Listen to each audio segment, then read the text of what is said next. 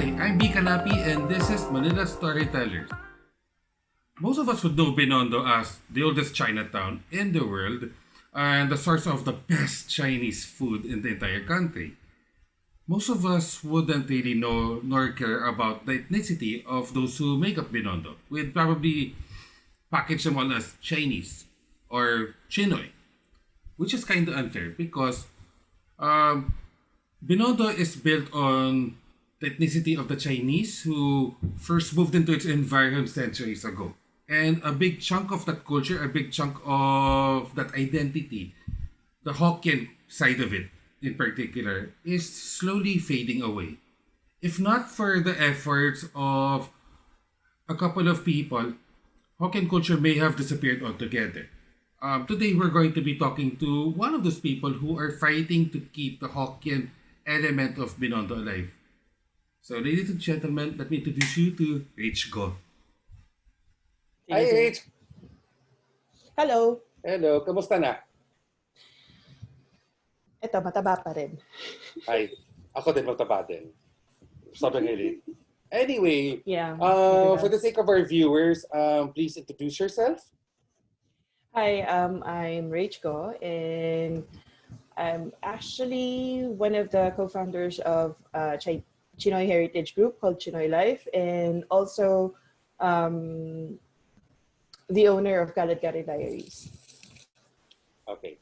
The reason that I'm talking to you now, it's because as part of your efforts dyan sa Chinoy Life at Kaladkarin Diaries, is unwittingly you've also become one of the people who are trying to preserve Hokkien culture. In your case, it's to your tours, it's to research, but more importantly, it's through food. Can you tell people about what you're doing with regards to Hokkien cuisine? Okay, so just to make it easier and more understandable, basically we do our research for the heritage group so we could share this online to younger generations.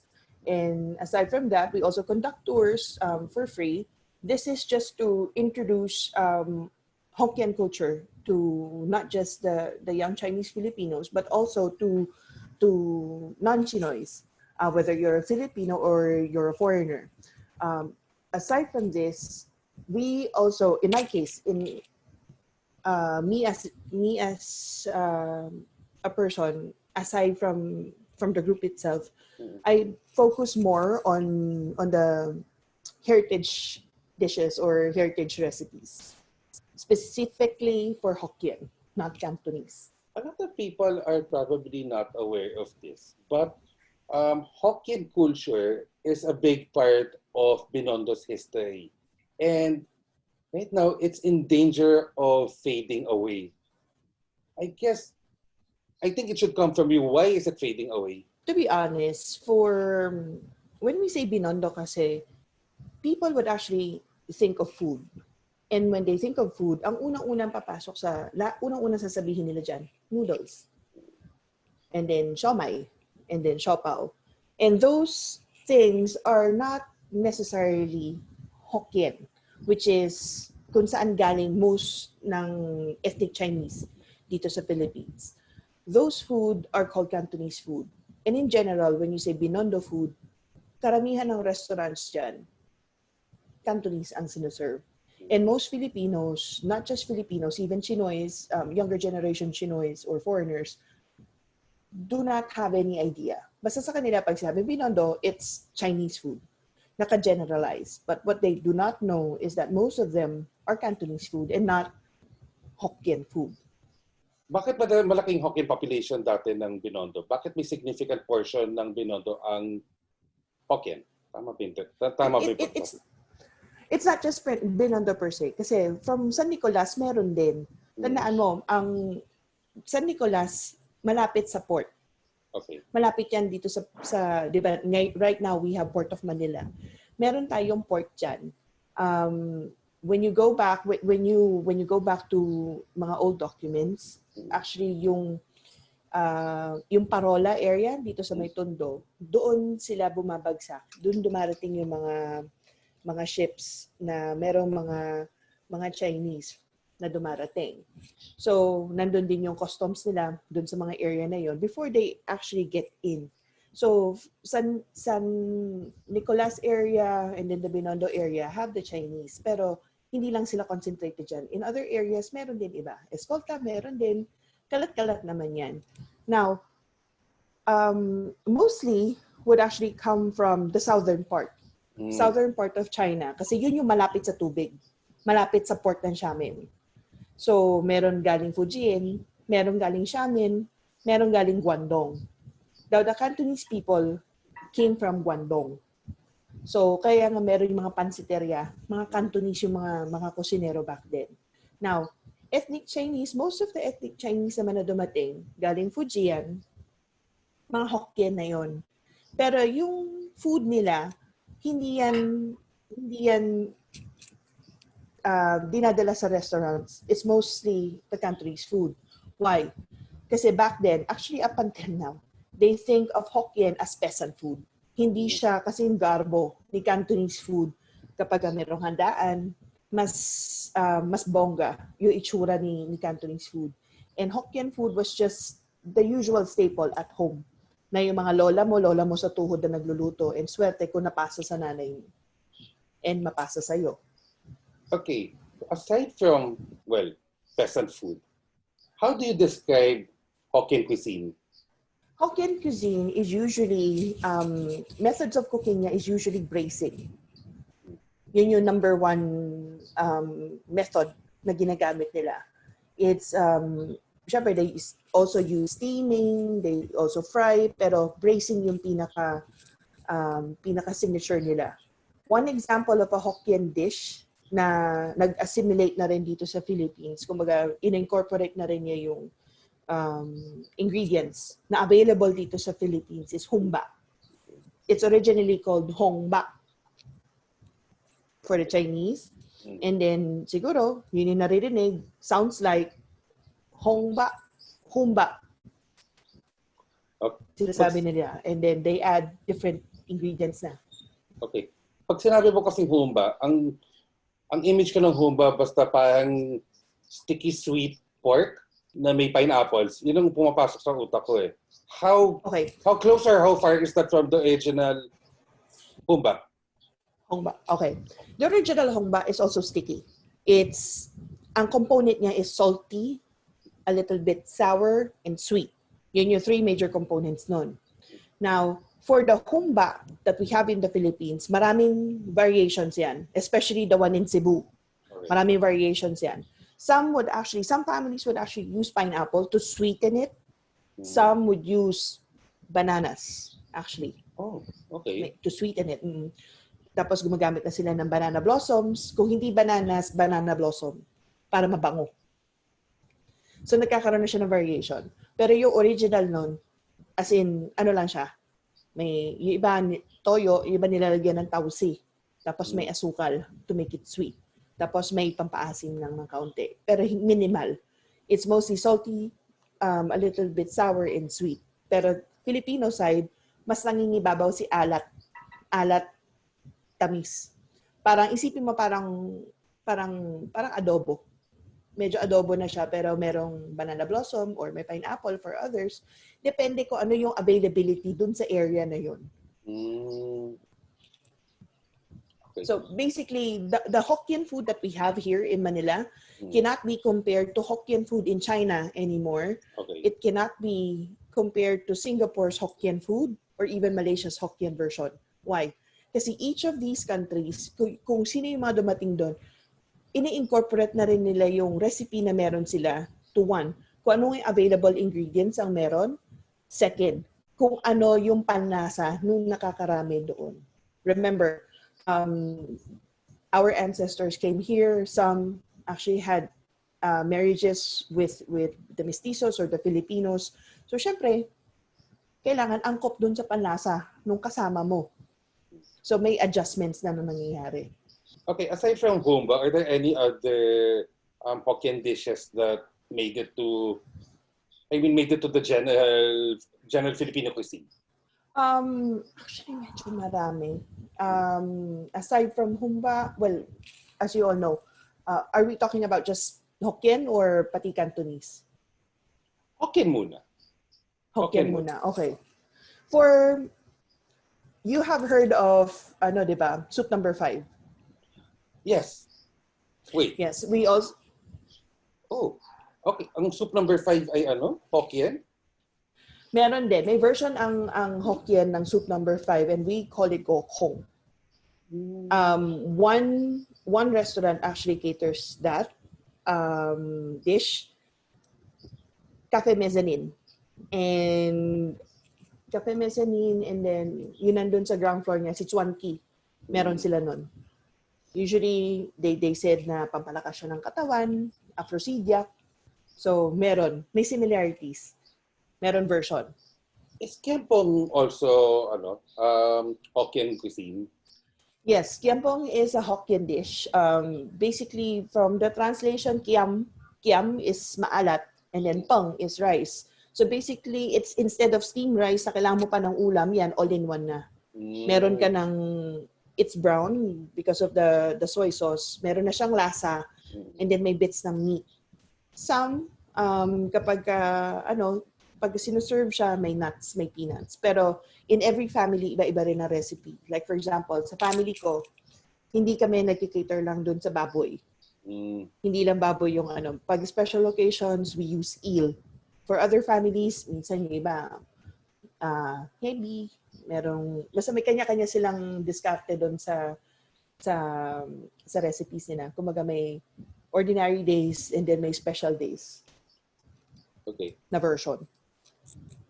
Ang dating sa akin ng Hokkien cuisine, parang may parallelisms with general Filipino cuisine in that wala talagang nakalock na standards or nakalock na recipes dito. Each recipe ay depende dun sa household. Tama ba yung assumption ko regarding that? Yes. So which means that it's hard to standardize a typical recipe because iba-iba yung recipes depende sa mga pamilya.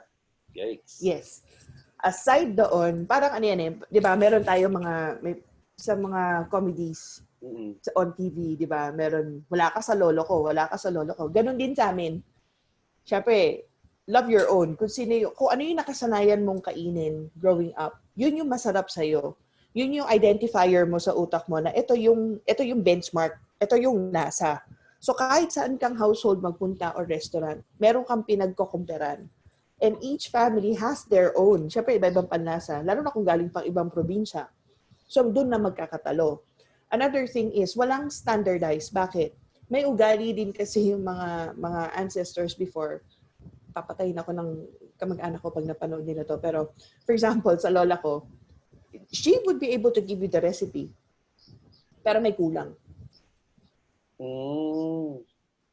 Imaginein mo kung kada generation lagi may kulang. Hindi mo siya mapaperfect. Not unless ikaw mismo yung mag-practice on your own and hanapin mo kung ano yung nawawala.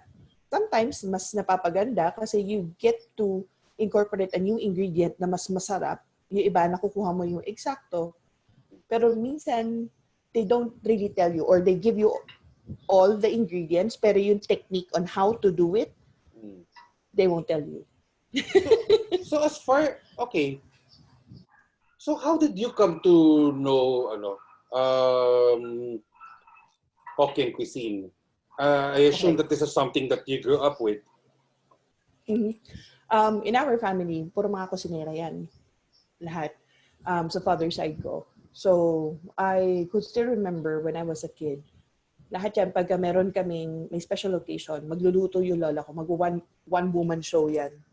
As in, she would actually cook 10, 12 dishes on her own. Na ang dami per dish, kalahating drum. Alam mo yung malalaking kawali, malalaking kaldero. She would actually cook that way. Kilala siya dun sa, we used to live in Pasay. So kilala siya nun, lalo na nung mga matatanda.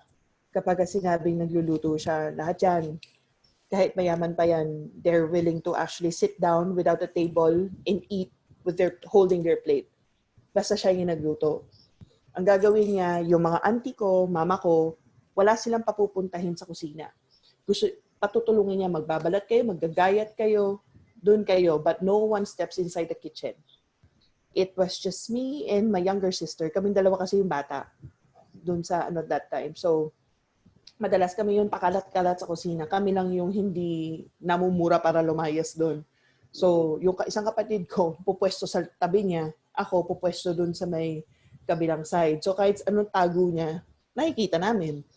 So, kami lang yung allowed na umupurun sa lababo, pinapanood. But then, even if you ask her, she's not gonna tell you. Usually, yan lagi niya sinasabi, pay attention. So, tignan mo kung paano niya ginagawa. She doesn't use any measurements. As in, yung typical na kamay. Tapos, titikman. It's more of, habang lumalaki kami, doon namin na-realize na it's more of the technique. She can give you the recipe.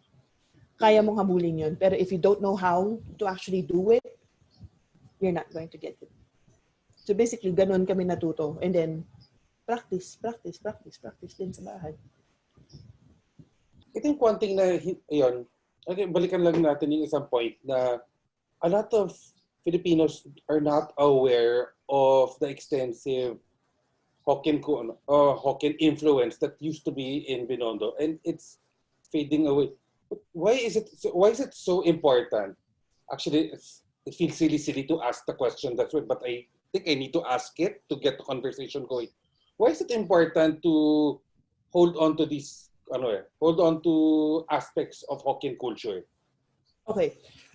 It's good that you asked that. For example, I'm almost 40. I'm 39 this year.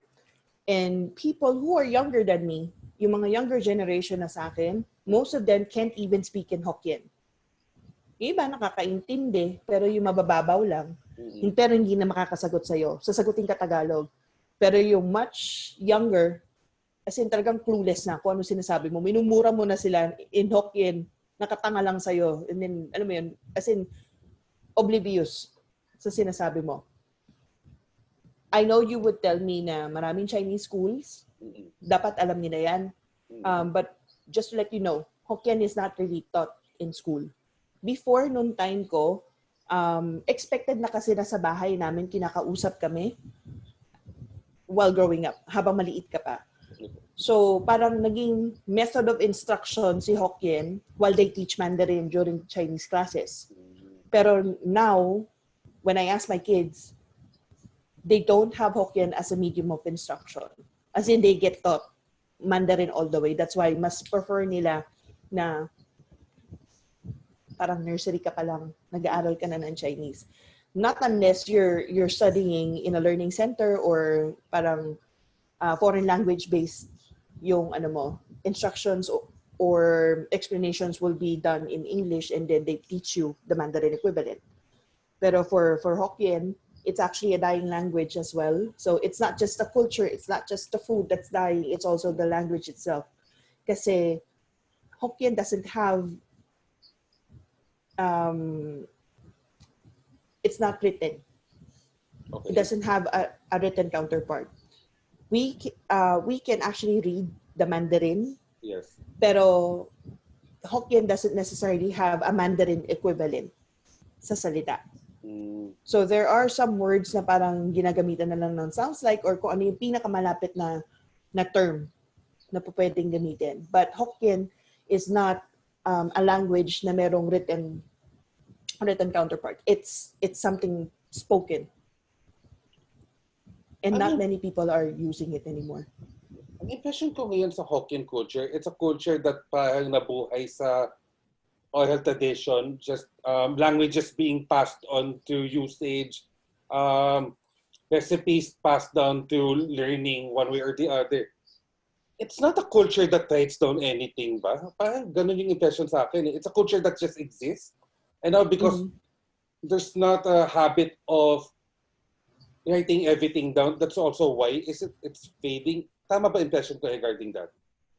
It's really not written down. Kumbaga walang written equivalent. Kumbaga nagsasalita lang ng tao. Some people try to romanize it para ma-pass on sa younger generation. And one of them, believe it or not, is Vicente Lim. Yung nasa 1,000 peso bill natin. He tried. I actually had the book. It was known to me by Mr. Hokkien C. And then I saw the romanization, pero hindi siya, alam mo yun, hindi nagtuloy-tuloy. Maraming nag-try, pero it's a bit difficult. Kasi hindi siya pareho na Mandarin na may 4 tones. Okay. Sa kanya, parang 8 or 9 tones siya. So it's much difficult. Some of the founders ng group namin, we're trying to decipher it. Dumating din kami sa point na nagkagulo kami because of it. Kasi talagang gano'n siya ka-complex. And it's really hard. So, pinaka-option na lang namin is try to save it. Sometimes we do have mga activities for language, for this, pero it's not enough. Iba pa rin kasi yung sa household, sa bahay talaga. And to be honest, a lot of Chinese Filipinos do not use the language anymore. They would prefer Tagalog or English or Mandarin most of the time.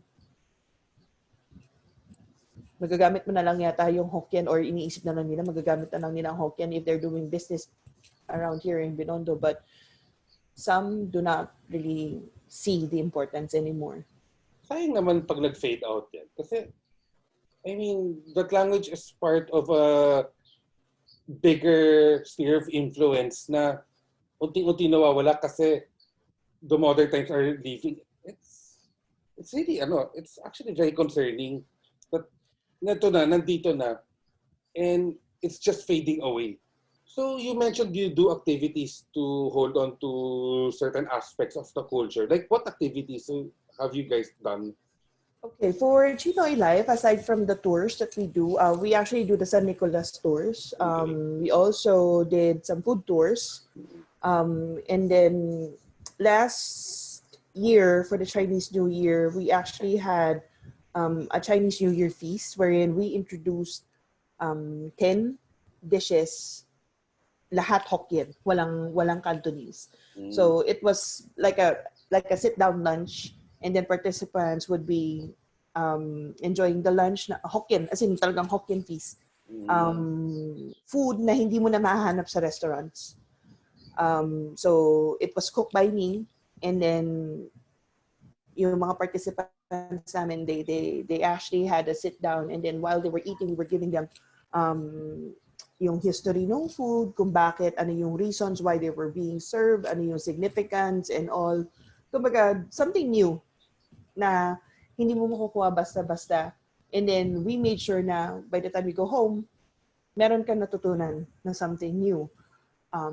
Aside from that, we also had our Chinatown challenge wherein we had participants and then grouped them into teams. So I think that time we had about 48 participants.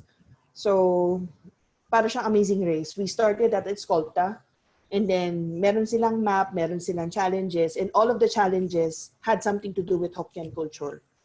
So, kumaga, what you're having a race, you're enjoying, you're having fun, you're running around, you eat, you learn something new, you actually engage in the activity as well.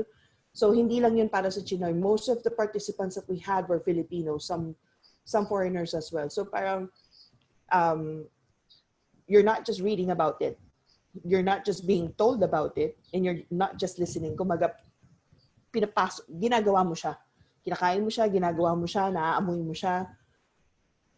Lahat. So at the end of the day, pagod ka, busog ka, and then you have an idea what the culture is about.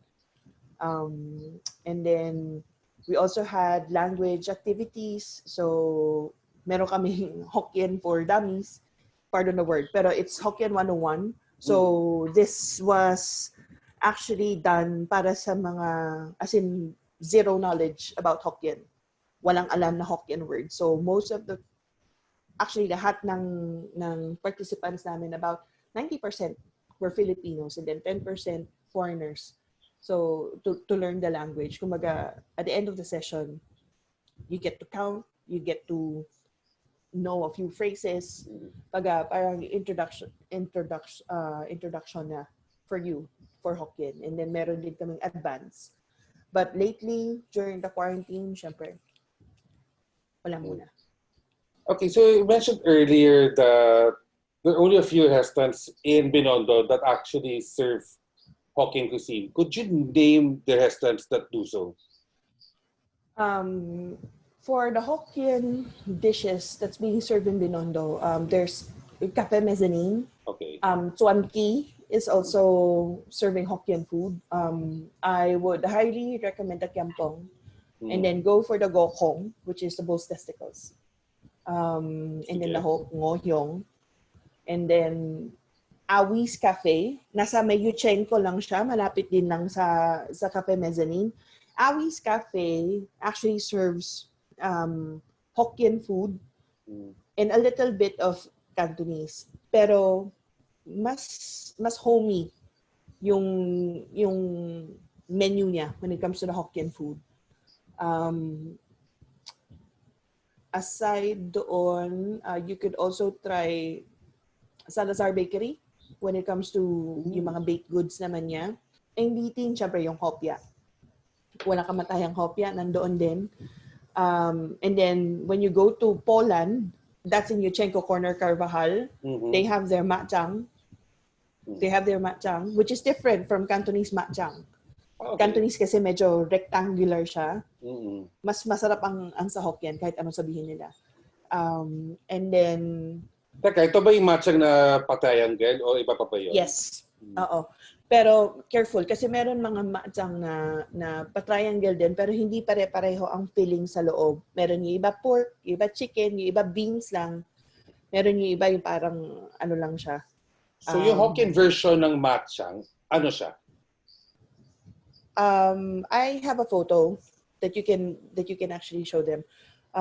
Usually pork siya. Pero pag sinabing tauchang, yun yung beans.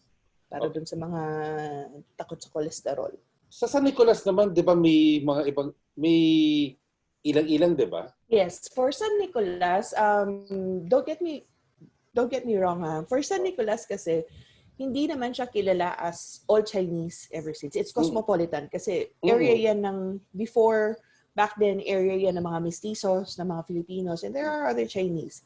Pero right now kasi concentrated siya as warehouse na area with all of the old houses na isa-isa na nagigiba.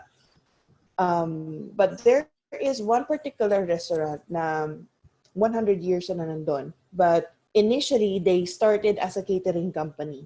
Wala silang pwesto. Catering lang sila until the 1940s. Doon sila nag-start na magtayo ng restaurant. But they specialize in Hokkien cuisine. Hokkien talaga yung food nila. And if you go there, ang sasuggest kong i-order nyo doon, yung chicken rice wine. You have tasted that chicken rice wine. I have tasted the chicken rice wine. Gusto ko siyang ulitin. Actually, chicken rice wine is good.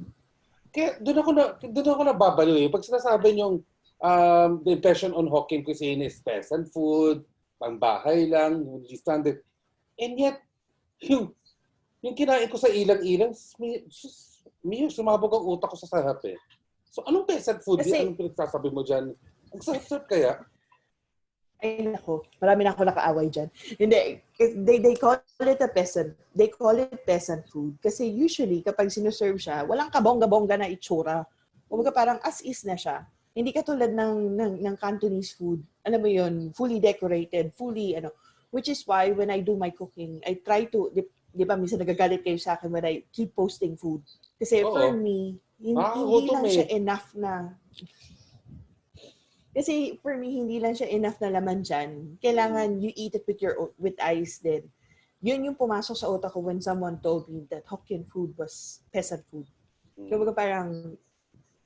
parang for me, kailangan siya ma-elevate. Kasi aside from the fact na kukunti na lang yung may alam nung mga recipes, yung mga heirloom recipes na yan, nawamatay na siya, nilalait pa siya. So, for me, parang sa akin, inisip ko na lang na parang it's my job since I cook. And I take photos, and I do my research, and then I try to share Hokkien tradition. So, why not elevate it? So, kahit na ang daming haters na sasabing stop posting food kasi pandemic, kasi salbahe daw ako. I still post them. Kasi it's my way of trying to share what Hokkien food is all about. Ako personally, nagagalit ako pag nagpa-post ka ng food kasi hindi ko natitikman. Ako yun lang naman. Dead man na sa pandemic. Kanya-kanyang Ay, kanya-kanyang pinadalang pakopop kita yan. nun Oo naman, Diyos ko, at for Pinadalang which, kita. nagpasalamat naman ako ng bongga. At may kapalit yun. Hindi natin pwede sabihin kung ano yung kapalit kasi bawal noon. Bawal noon, noong time na yun. Bawal noon. Anyway, as it is, we have as far as Hokkien culture is concerned, you have a language that does not have a written component. You have a cuisine na hindi standardized at saka nagdidepende from household to household. And ito yung pinakamasakit. Oh. Ito pa yung pinakamasakit. Yung mga may alam ng mga heirloom recipes, kadalasan, hindi na yung family mismo. Lalo na kapag medyo well-off yung family, ang nakakaalam is yung mga kusinera. Kasi hindi marunong magluto yung iba. For those na kahit na may kaya or mayaman, pero buhay pa yung mga lola, sila yung, alam mo yun, the maids would probably do the dirty work, yung magbalat, maghiwa, pero siya talaga yung nagluluto. Pero usually when it gets passed to the daughter or to the granddaughter, meron yung iba, hindi interesado, not unless they love cooking. Yan, okay yan. Makukuha nila. But most of the time, those who do not have the time or just plain takot matalsikan ng ng mantika, ng ganyan, they would actually depend on the cusineras. So it's the cusineras who actually get the heirloom recipes. Binabaliwala lang ng family. Basta pagluto mo, tapos. Yun yung masakit doon. So yun yung state ng cuisine, aside from the language, tapos may mga practices pa nga na hindi na masyadong nasusustain kasi nga nag-fade na unti-unti nawawala yung mga experts at may mga gatekeepers. So I think you also have a version of the Peking opera. Di ba dati? May parang some sort of Chinese theater. What is that exactly? Yes. We call that kauka. Kauka. Okay. Kauka. Right now, isa na lang meron tayo rito sa Philippines. And hindi pa sila ganun ka-visible. Usually, pinapatawag lang sila kapag ghost festival or kapag mag-perform sa temple, but not very often. And the sad thing is, isa na lang, yung nag-head ngayon, siya na lang yung mag-isa. And then yung troupe niya is consisting of Filipinos. Wala namang problema doon. But the thing is, yung mga Chinoy, hindi na rin interesado. Second, magtataka ka, since everything is actually said in Hokkien, memoryado na lang nila. Hindi nila naiintindihan yung sinasabi. They memorize lang lahat. So aside dun sa blocking nila, kung paano nila gawin yung sword fights, yung paikot-ikot nila sa stage, everything is just memorized. Wala na yung essence ng mismong nung mga dialogue sila doon kasi they don't understand. So pag nawala yung nagli-lead dun sa troupe na yon, I don't know if there's gonna be anyone else. Does this tradition still have its roots from China? Or is it one of those na naman na nung dinala dito sa Pilipinas, nag-iba siya, nag-mutate siya into something else entirely? Is it one of those things na naman? Some of them are, but you also have to remember na most of the ancestors, most of the ethnic Chinese that came here is yung prior to the war. Like for example, yung lolo ko sa tuhod nung dumating sila rito. This was prior to Mao coming in before the country became communist and all. So, yung mga ancestors na dumating dito, mga conservative yun. Yun yung dala-dala nila na traditions and cultures na slowly fading away. And then when the war came, then dumating na si Mao nung communist era, naputol yung communication ng mga ethnic Chinese dito and their relatives back in China. So as in putol. Now, nung naputol sila, wala nang communication, no nothing. Kasi before, natatandaan ko pa noon yung lola ko sa tuhod. Sabi, nagpapadala pa ng pera sa China.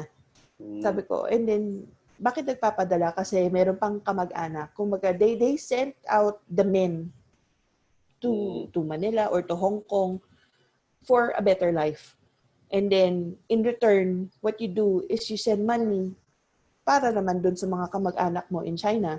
So, pagdating doon, kung sino man yung broker nila na magdadala ng pera, ibibili na yun ng bigas, kung ano yung necessities na kailangan nila doon. This is for the poor ones. Kasama yung pamilya ko doon. And then after no, naputol. Or usually napuputol yan kapag namatay na yung pinakamatanda. Pag wala nang gusto magtuloy. Kaya after maputol yan, syempre, yung mga taga-China ngayon, mga mainlander na dumarating ngayon dito, they think of the ethnic Chinese here as conservative. Sa kanila kasi medyo ano na sila, liberated na sila. Tayo, yung mga nandito naman kami, parang iniisip na masyadong conservative. Even the way we speak in Chinese, masyado raw traditional. Kasi sa kanila, iba na yung pananalita eh. Iba na. Sa amin, ang naiwan sa amin is kung ano yung tinuturo ng mga lolo-lola, which is on the conservative side. Sila nag-iba na. So, merong gap. So, with regards to keeping this aspect of Binondo's history alive, makakatulong ba, for example, a facility like a museum dedicated to Hokkien culture? Makakatulong ba something like that dun sa Yes, as a matter goals of totoo. Kasi right now we have one which is in Intramuros, located inside Intramuros. It's called Bahay Chinoy. Basically, that particular museum shows kung ano yung ethnic Chinese. Meron ka makikita mga may museum siya sa baba, and then doon sa second floor may mga old photos, meron ka makikita yung mga na-excavate na mga potteries. Pero yung pinaka magandang tingnan doon is yung ginawa nila para mga models. It would actually showcase kung paano nag-assimilate ang mga Chinese dito since the 9th century. Nung dumating sila dito yung nag-trade for trading, kung ano yung tinitrade, and then kung ano yung naging life hanggang sa 1800s, and then to the present. Memorabilia are kept there. Most of the questions that you would have in general would be found there. They also have a library doon sa second floor. And then sa third floor, meron din siya mga memorabilia, pero more on the 80s na. 80s, 90s. Kung ano yung natulong nung heritage namin na Chinese Filipinos sa Filipinos na rin. So makikita mo doon yung as the centuries turn, makikita mo yung difference. And I would honestly like to invite a lot of people, especially kahit na yung mga Chinoy sa walang idea sa heritage, yun yung pinaka best place to go to learn about the culture itself, na hindi Chinese but Chinese Filipino. What makes us different from the Chinese and then from Filipinos as well, kung ano yung mismong kultura. I need to ask kasi di ba may nagbukas na din na Chinatown Museum sa may tawag dito, sa may Lucky Chinatown Plaza. Ang impression ko sa Chinatown Museum, it's similar to Bahay Chinoy, pero mas Instagrammable. Other than that, may major differences pa between both museums. Both of them are awesome, by the way. Wala akong sinasabi that one is more superior to the other. Pero, anong difference ng Chinatown Museum sa Bahay Chinoy? Siguro ganito, totoo, kahit naman ako hindi ko po pwedeng sabihin na mas okay to. Pero, between the two kasi, let's just, for me sa akin, ang dating kasi sa akin, parang, ang pangit naman na ang museum wala sa mismong Chinatown area. So, one good thing, nandun siya sa loob ng mall, that's one. Second, parang isipin mo na lang na, aside sa Instagrammable siya, mas nakaka-relate siya sa younger generations right now. Third, yung area naman kasi, na-consult din naman yan sa Bahay Chinoy. So, there's no conflict between the two. Ang pinaka, nitong dalawang lugar na to is to actually share what Chinoy heritage is. Walang competition between the two. Yeah. And ako, for me, brilliant yung Chinatown Museum. It hits all the good points. And honestly, no offense sa Bahay Chinoy, mas mas friendly siyang tignan. Medyo madilim ang Bahay Chinoy eh. Medyo Kasi creepy. syempre, hindi naman. Pero you have to understand na syempre, it takes money to actually maintain. From the kuryente, from, ano mo yun, yung maintenance ng Bahay Chinoy. And Bahay Chinoy actually runs, hindi naman yan, sabi mo, meron permanent, volunteerism yan eh. But let's just say na parang portable version, yun nandito sa Lucky Chinatown. Kumbaga, if you want to get a bigger dose of the heritage, it would be best to go to Bahay Chinoy. Pero going to both places would be highly recommendable. Kumbaga, if you want to get a small dose of heritage from a Chinoy heritage, mas maganda dito sa may Lucky Chinatown if hindi ka takot sa traffic. Tsaka wala kang problema hindi ka naman problema sa parking space, di ba? Yung tipong maglalakad ka, mag-grab ka lang. Okay, fine. Ganon. Tapos mag-shopping ka sa baba. Pero maganda siya, stepping stone, para hindi parang overwhelming. Pero once you want more or gusto mo mas maintindihan pa, pinaka-best doon talaga sa kabila. Yun ang experience ko eh. Kasi ang inuna ko ay Bahay Chinoy. Kasi doon, pumunta ko na Bahay Chinoy, hindi pa bukas ang Chinatown Museum.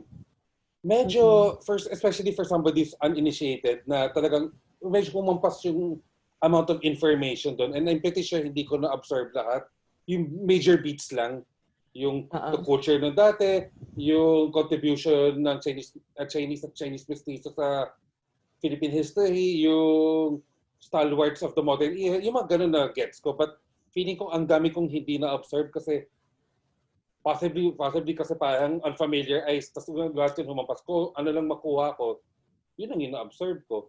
Tama ka eh. Parang small dose of it eh, which I honestly, both of them are very nice eh. Tama ka, to be recommended. It's a small dose, pero once you get the feel of it, once pumasok ka doon naman sa kabila, mas mabilis yung pag-intindi mo. Kaya sa akin, both are good. Mas maganda silang parehong puntahan. Kumaga, para hindi rin lang overwhelming yung sa Bahay Chinoy. Kasi gaya nga ng sabi mo, di ba parang ganun yung dating. Pero yun sa kabila, syempre, yun nga, aside sa the fact na Instagrammable siya, yun nga, kumaga, marami ka makukuha na details. Kasi consulted naman yan with Bahay Chinoy. And then most of the research naman, ginawa din dun sa kabila. So, alam mo yun, imposibleng hindi magtugma yung mga details. With regards naman to the cuisine, now, given the nature of the cuisine na hindi siya standardized, so may makanya-kanyang take yan dito. What could we do? What specific steps can people do to be able to protect it and prevent it from dying out or fading away? One, support the restaurants that actually serve them. That's one. Two, if this is going to be for Chinoys, especially for the younger generation, if you still have your amas or taimas, ama is your grandmother or taima, great-grandmother, with you, and then they cook, try to spend some time with them. Try to learn the dishes that they prepare. Kasi yun yung mga heirloom recipes. Actually, for example, in my case, our grandmother's Hokkien recipes are my family's legacy. So whatever I lack information from my family when it comes to family history, nakukompleto naman siya nung heirloom recipes. Kasi parang yun yung kumukompleto. Medyo minsan nakakakuha ka ng idea, ganun pala yun. Na hindi mo naiintindihan. So, part yan. And then once na maputol yan, wala na. So if you can actually, kahit sa aunties minsan napapasa sa aunties, if you know anyone in your family, try to write it down. You don't necessarily have to post them, but try to write it down. Kasi it's a good thing to pass to the next generation. Kasi aside from customs and tradition, legacy yan ng family nyo. Parang usual legacy na hindi napapansin or tinitake for granted. But it's something worth keeping. Is there anything else that you'd like to add to the conversation? Yeah. One of the members in our heritage group, Chinoy Life, is what we call a relative finder. His name is Eduardo de la Cruz. He's half Filipino and half Chinese. And then his journey, he also is a contributor for Bahay Chinoy. We called him the relative finder because on his free time, he usually helps out either the Chinese in China or Filipino Chinese here or even Filipinos na nagtatry mag-trace ng family nila back in China or vice versa. So basically, we try to help him out. If he informs us na I'm looking for relatives ng ganitong person, usually we only have a photo and a name. And then on our end, we try to search. It's either we share the photo, depende kung anong meron kami. And then we try to find the missing relatives, either from China or from Manila. So just for us to be able to locate. And then once na nahanap niya, may database siya na per village, nandito yung mga family associations, try and reconnect. That's actually one of the activities that we have. If you actually go to Bahay Chinoy, they have this parang newsletter that you can get for free, and you can actually read about his work there as well. Kasi for us, lagi namin siyang, if we can help him out, we do. Kasi hindi biro yung ginagawa niya in tracing the families. Kasi lalo na kapag minsan ang meron lang sila is just an old photo and an old name.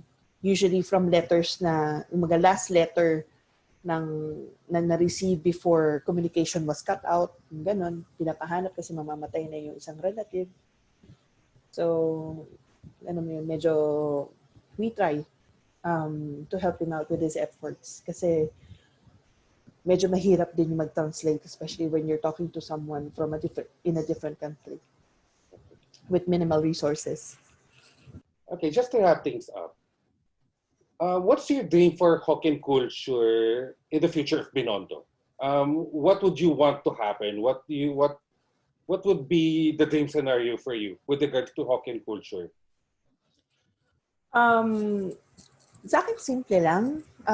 If we could have more activities, especially, for example, pagka Chinese New Year, instead of just having, the usual, kasi ang happenings dito kapag Chinese New Year sa Binondo is you just have the lion dance, yung dragon dance, tapos paparada na yung kung sinong mayor. Well, last time na nakita ko was Erap. And then, concert na pagdating sa gabi.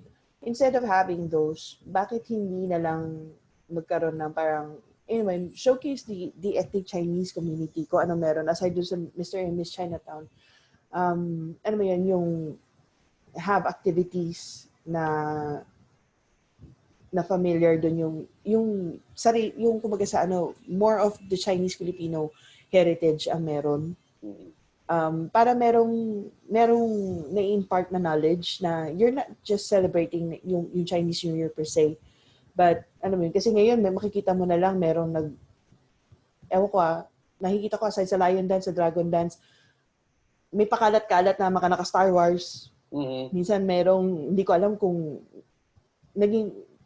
parang nagko-costume na sila na wala ng relation dun sa activity yung sineselebrate. So, siguro sa akin, if it's just one day lang naman, siguro mas, lumabas yung culture itself. Hindi yung parang tinapon lang na halo-halo, tapos gulo-gulo, hindi marami lang tao. Parang gano'n.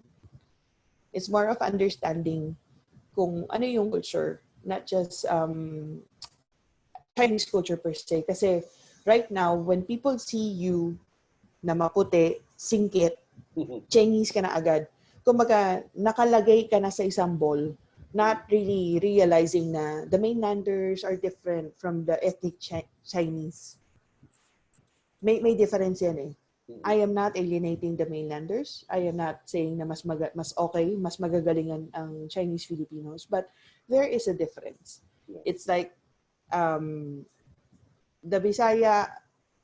Visayans being compared to parang nilalump together mo yung mga taga Mindanao at mga taga Bisaya just because they're not from Manila. Do you get my point? Yes.